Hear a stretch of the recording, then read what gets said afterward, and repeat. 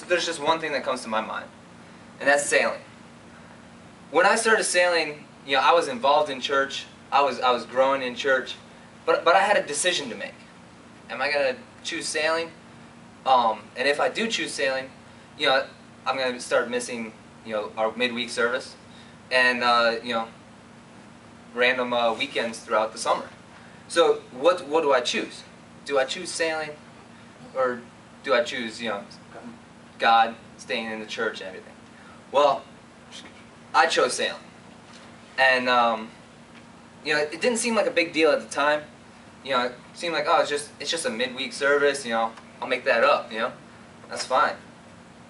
But then 3 years later, I had a bigger decision to make. Do I continue with my enrollment in Bible college? I was in the enrollment process for Bible college. Or do I accept this offer in Miami, Florida to teach sailing? Well, I took the job opportunity in Miami, Florida to move down here to the nice weather to teach sailing. And when I moved down here, I moved away from my friends. I moved away from my family. But most importantly, I moved away from God. I was just like, it doesn't really matter. At that point in time, sailing is what mattered for me. And I was willing to give it all up to sail. And when I was thinking about my story, it reminded me of a man in the Bible, Jonah. And I started thinking about, what Jonah was before God called him to Nineveh. God doesn't just call anyone randomly. I mean, Jonah was a man of God. He was a leader. And he was also a man who could discern God's voice. He heard God's voice. He heard God calling him to Nineveh. And he heard it so plainly, he was like, I'm not doing that. And when God tells you something that you don't want to do, it's from God.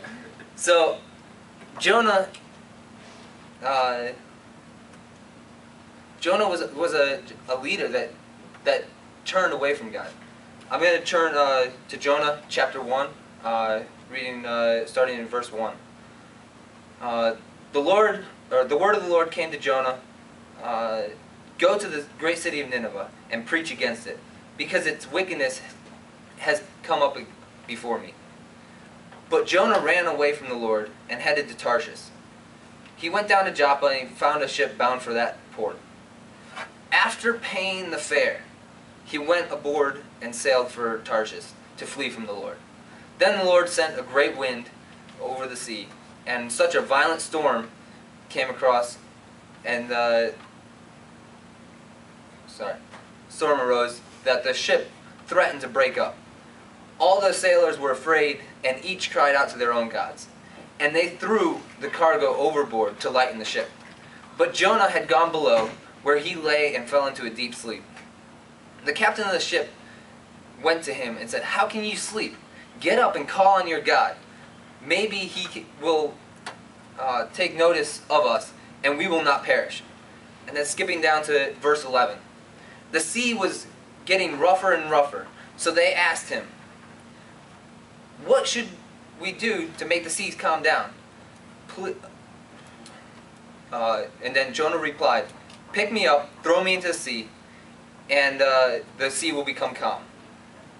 I know that it's my fault that this great storm has come upon you." When I was reading that, it really occurred to me, when you withhold an area of your life from God, when you hold something back, it ends up costing you something. It ends up costing you a lot. Depending on what you hold back can determine how much it costs you. In Jonah's case, it cost him a fare to get on the boat. He had to pay to get on the boat. So he had to put thought into it. He had to put money into it. He had to put his resources into it to run away from God. I had to put money into it. I had to get in my car and drive all the way down to Miami. It was a 24-hour drive. I had to put thought into it and time into it. And then it also almost cost him his life. I mean, it almost cost me my life, but that's a whole other story, whole other sermon. But it doesn't just cost you something, it also costs the people around you something. The owner of the ship, it cost him all his cargo. But Jonah still wasn't ready to surrender to God. He would rather have the men throw him overboard into the raging sea where he was bound to die. I mean, there's no hope. You're out in the middle of the sea, you get thrown overboard, there's no hope for you. But God didn't let him get away with it that easily. God sent the big fish to swallow him up. But another thought occurred to me. If God calmed the sea when the men threw him overboard, couldn't he have also calmed the sea if Jonah said, "Hey, turn this ship around. We're going back. We're going back to Nineveh, and I'm going to preach to them." He could have easily said, "Just turn the ship around." So how far are you willing to go? Going back to Jonah, chapter 1, verse 13.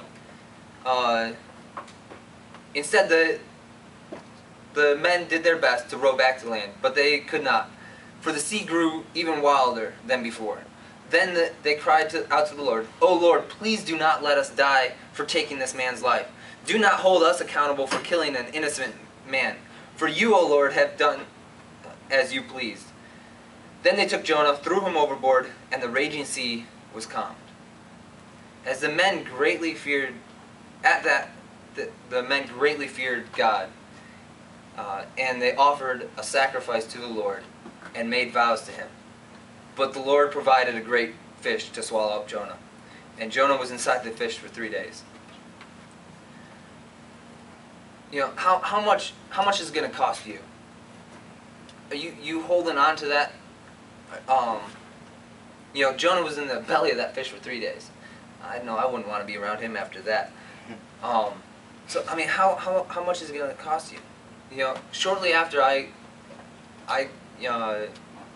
got plugged into Trinity Church, which was a year after I moved down to Miami. God challenged me, and He challenged me to surrender my sailing to Him, my sailing career to Him, and I wasn't willing to do it. So then, not only did He ask me to surrender my sailing career, but also my boat, my means of sailing. So now I no longer had a means of sailing. And after fighting with God, just going back and forth for 4 months, 4 long months, finally, on Saturday, April 26, 2008, I sold my boat. But God didn't just ask me to sell my boat, because that'd be too easy. He asked me to sell my boat and give everything to Him. Wow. I mean, the day after I sold my boat, I came into church and I gave every penny I had. I had no means of going back. I went full on forward with burn the bridge behind me. I had no way of going back. I had no way of going out and buying another boat. How much are you willing to surrender? Today you're sitting here thinking, well, some of you might be thinking, well, I've never surrendered anything. I've never surrendered anything to God. Well, today you can surrender your life to God, and He will take you where you are for who you are. So today, are you willing to surrender your life to Him? Are you willing to surrender your life? Maybe it's the first time. If it is, I'd like to invite you. Come down here. I'd like to pray with you. As you enter into your new relationship. But then there's others. You've surrendered your life. You've surrendered your life to Him, but you're holding on to something. And this entire time I've been talking, you've been thinking of that one thing. You've been thinking of that one thing that you're holding on to. How long? How long are you going to hold on to it? The longer you hold on to it, the more it's going to cost you. The longer you hold out, the worse it's going to be. When are you going to give in? When are you going to surrender the rest of your life to God?